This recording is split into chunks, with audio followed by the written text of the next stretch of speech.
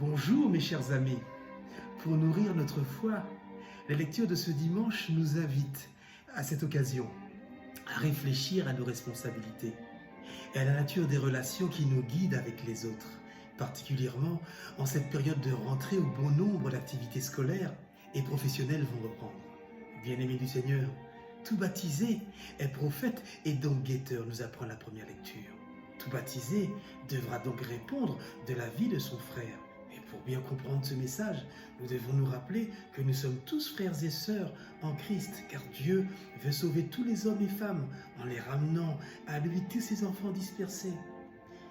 Nous devons avoir le souci de vivre en enfants de Dieu mutuellement. Ne croyez surtout pas qu'il s'agit d'épier ou d'accuser ou de dénoncer le péché de mon frère en lui montrant une quelconque autorité sur lui. Non, il s'agit de lui montrer le chemin qui peut le sauver, avec toujours ce regard d'amour fraternel qui accueille et redonne confiance, et non pas un regard qui juge. Oui, je suis responsable, à mon niveau, à ma place, du salut de mon frère. Nous ne devons jamais oublier que celui qui a péché est d'abord notre frère, et puis entre nous. Cela peut arriver à n'importe qui, à tout moment. Le péché est-il pas croupi à ta porte, nous rappelle Genèse, chapitre 4, verset 7. Nous ne sommes pas là pour juger, car Dieu seul juge. Prenons bien conscience que nous sommes devant un frère qu'il faut tout d'abord aimer.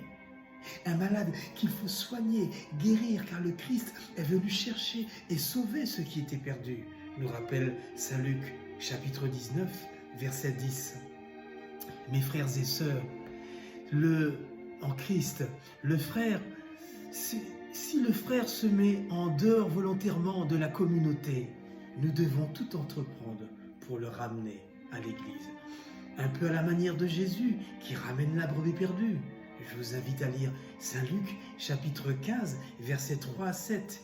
Et c'est pour cela que nous sommes tous concernés, que nous devons prendre une attitude volontaire, responsable, et non pas lâche comme Ponce Pilate.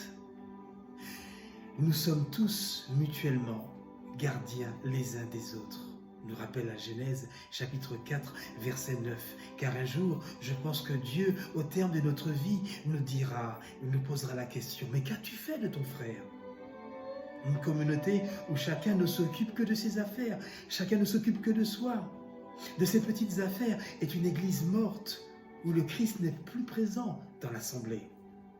Et n'oublions pas que l'important est d'être en union de prière avec le Christ.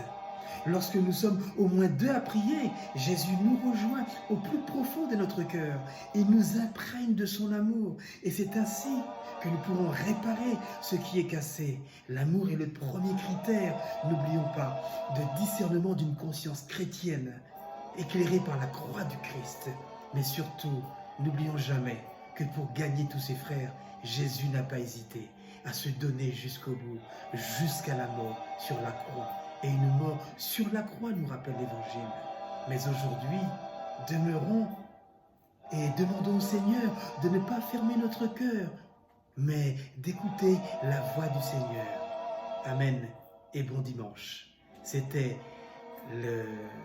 la parole dominicale de l'aumônerie catholique de prison de Martinique. Amen.